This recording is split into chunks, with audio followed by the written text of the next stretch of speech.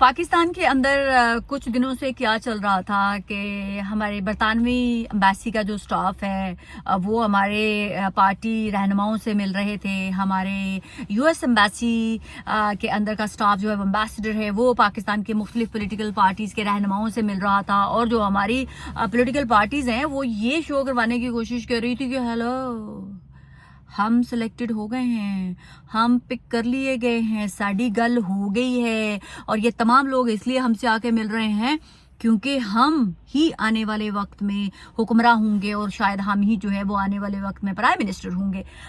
तो जनाब अभी एक ताज़ा लेटर जो है हमारे पाकिस्तान के अंदर कायम यूएस एम्बेसी ने एक स्पेसिफिकली एक लेटर यूज़ किया और उसमें 3 अल्फाज पर मुश्तमिल 3 लफ्ज इस्तेमाल किए हैं। मेरे नज़दीक वो ड्रोन अटैक हो गया है तमाम उन पॉलिटिकल पार्टीज के ऊपर जो ये शो करवाने की कोशिश कर रहे थे कि हेलो हम ही हैं, हमसे ही राब्ता करो। उन्होंने यूज किया वर्ड पाकिस्तानी पॉलिटिकल एक्टर्स, जिसमें उन्होंने नाम लेके मेंशन किया है कि हम जहांगीर तरीन से मिले हैं, हम पीपल्स पार्टी से मिले हैं, हम नवाज शरीफ साहब से मिले हैं।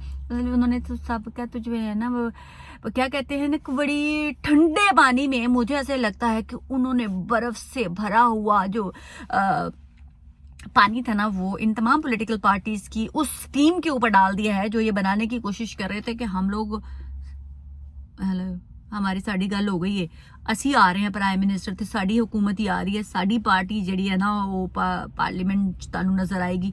तो वो ये सब कुछ बहुत बुरा हो गया इन सब के साथ। इनकी परसेप्शन जो बनाई थी इतनी मेहनत से गुडी करके वो दबरदूस कर दी है।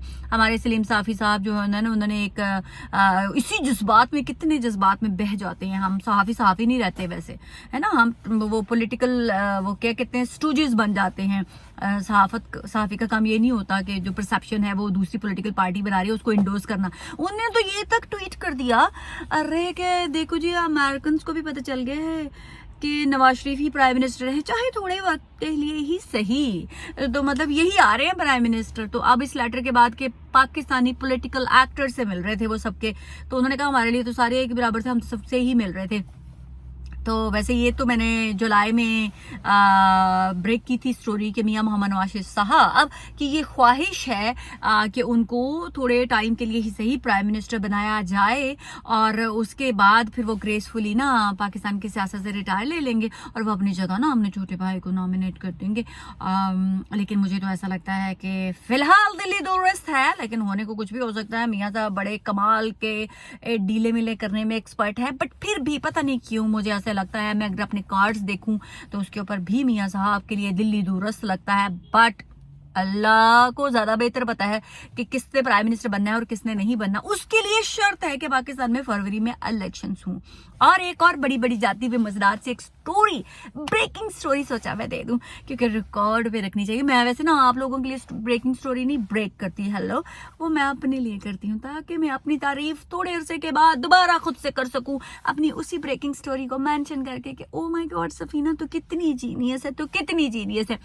तो जनाब मियां साहब का जो फ्यूचर प्लान है, मियां साहब अगर अगर अगर अगर अगर अगर उनको प्राइम मिनिस्टर बना दिया गया तो मियां साहब ने जैसे ख्वाहिश हमारे एक और सहाफी ने भी ब्रेक की है, तो शायद वो थोड़ा सा लंदन आने का प्लान जो है वो पोस्टपोन थोड़ा सा कर दें। लेकिन अगर उनके चांसेस नहीं बनते हैं और पाकिस्तान में इलेक्शन भी नहीं होते हैं फरवरी में, तो मियां साहब कह रहे हैं कि फिर ना मैंने काफ़ी हलचल मचा दी है, तो फिर ना मैं लंदन ही नहीं जाऊंगा थोड़े अरसे के लिए, तो फिर मैं वहां से जाकर ना काफी अच्छा जो है ना वो करूंगा। एक और बात मैंने कहते कहते रुक गई हूँ, ये मियां साहब छोटे मियां साहब को अपनी लाइफ इंश्योरेंस समझ रहे हैं क्या? समझ के हर वक्त उनको बेचारों को उन्होंने साथ साथ रखा होता है और वो बिल्कुल पीछे होते हैं, प्रोटोकॉल भी उनको फॉलो नहीं किया जा रहा होता, बिल्कुल पीछे मियां साहब, छोटे मियां साहब बहुत पीछे। अरे यार वो भी पाकिस्तान के प्राइम मिनिस्टर है, उनकी भी कोई वैल्यू है, उनका भी कोई प्रोटोकॉल है,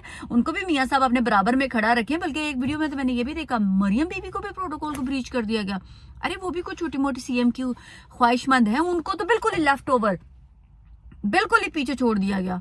हाय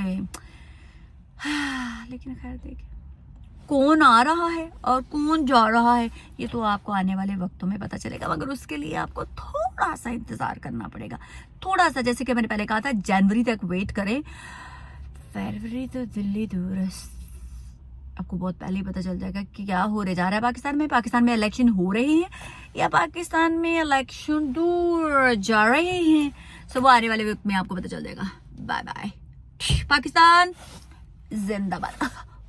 टूटा हुआ बाजू, बस इतना ही ठीक है।